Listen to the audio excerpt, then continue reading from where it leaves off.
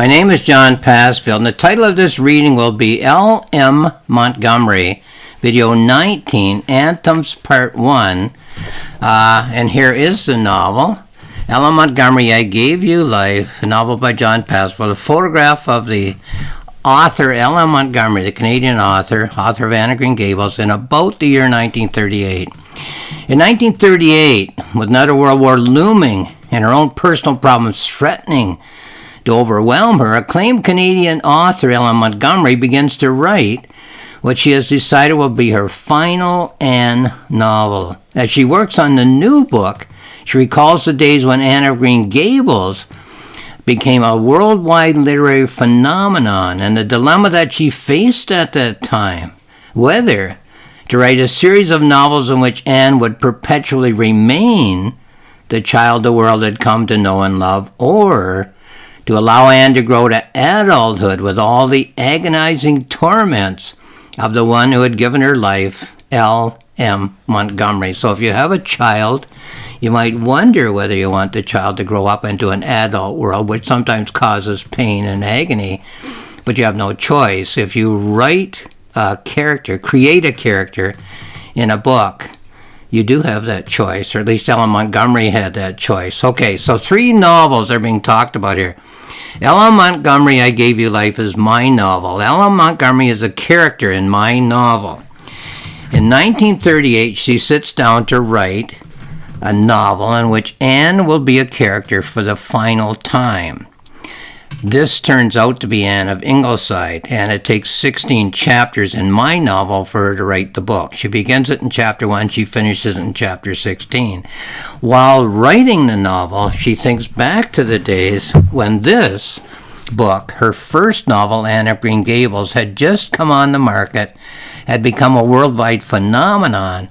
The publisher had asked her would she be willing to write more Anne novels, and gave her that choice. Do you keep the cute, well, maybe not cute, but anyway, the effervescent, attractive young girl in a child's world where all the problems are child's problems and can be solved, or do you let her grow into an adult world where many of the problems are much deeper and darker and cannot necessarily be solved? So that is the situation in my novel. Now, I assume that every writer has a set of personal technical terms by which to guide the writing of a novel or a novella. I know that I thought of the term anthems, but I'm sure I did not invent the image function which it performs. I would say that the most famous, the best anthem in all of the literature of which I'm aware is one by Shakespeare.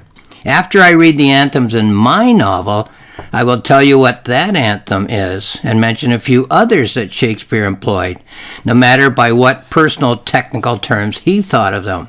There are 12 anthems in my novel, and in this presentation I will read the 4 anthems which are embedded in chapters 1 to 5 of the thoughts of the main character.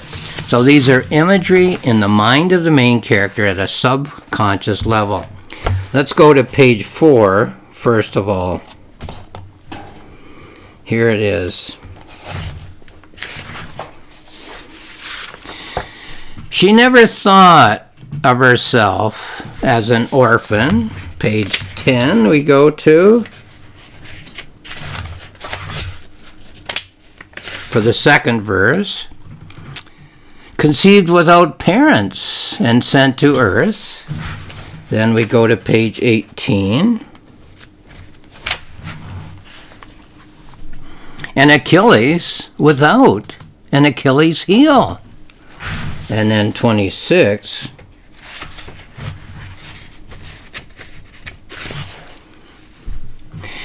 No fear of the hammer or the knife. And then 34, the last one of 5.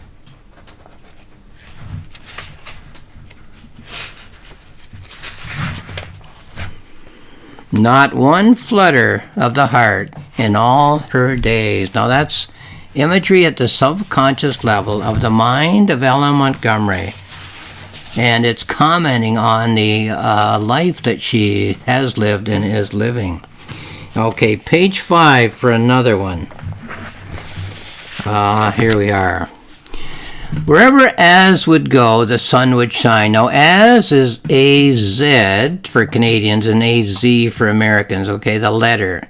Wherever as would go, the sun would shine. Okay, then we go to page 11.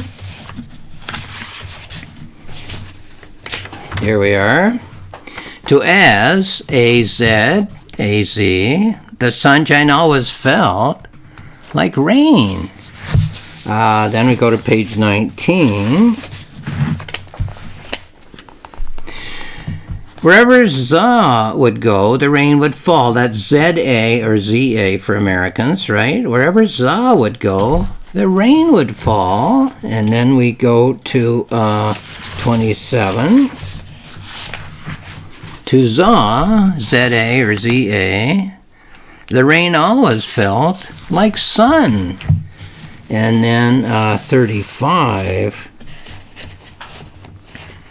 for the last one, people wondered whether as and za were twins. Okay, well, two entities there. And in the surface of the novel, you might say you have Ellen Montgomery and you have Anne. So, like, what's the imagery, the subconscious imagery suggesting about the life itself? Okay, let's do another one. Page 7. Here we are.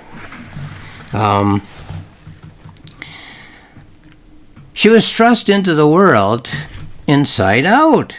As far as she knew, she had been that way since birth. Then page 14.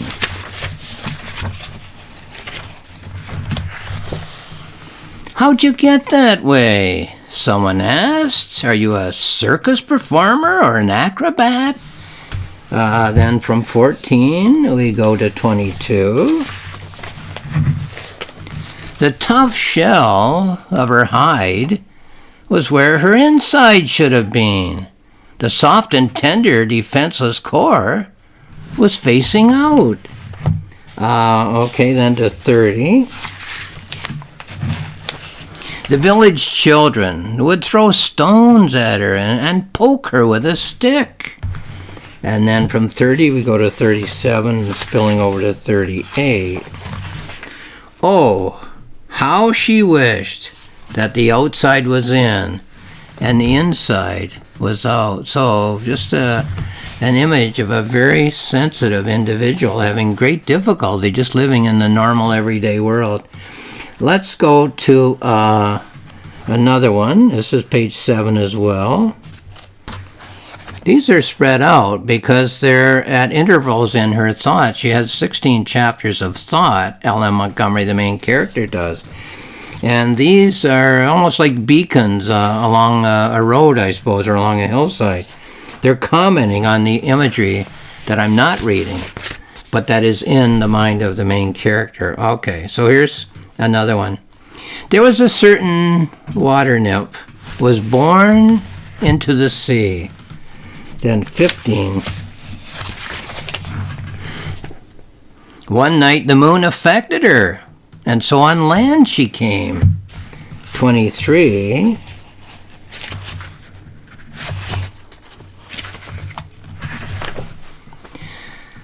But no one found she waiting, no great love encountered she. 31.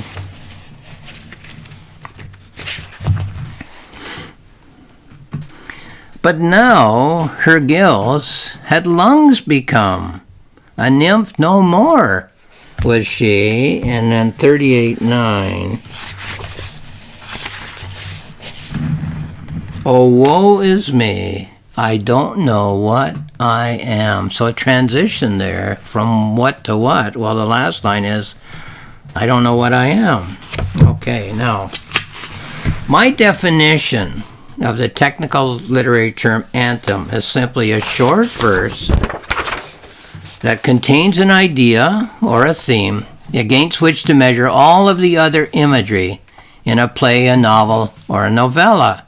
I would say that not only the most famous, but the best anthem in all of literature is this song by Shakespeare. Fear no more the heat of the sun, nor the furious winter's rages. Thou thy worldly task hast done. Home art gone, and taken thy wages. This is a verse which is placed in the text of the Shakespeare play Cymbeline.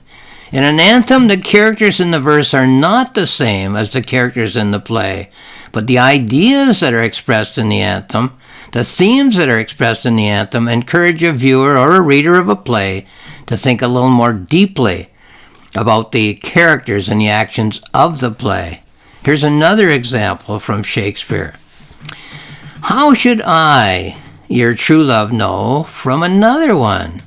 By his cockle hat and staff, and his sandal shoes. He is dead and gone, lady, he is dead and gone. At his head, a green grass turf, at his heels, a stone. This is the song that Ophelia sings when she's lost her father, who's been killed inexplicably to her by the man that she had hoped eventually to marry, Hamlet, the Prince of Denmark. The themes that are expressed in the anthems, though none of the characters and situations are those of the play, cause one to think a little more deeply about the characters and the actions of the play, in this case Hamlet. A third example of an anthem would be this from Shakespeare. The poor soul sat singing by a sycamore tree. Sing all a green willow. Her hand on her bosom, her head on her knee. Sing willow, willow, willow.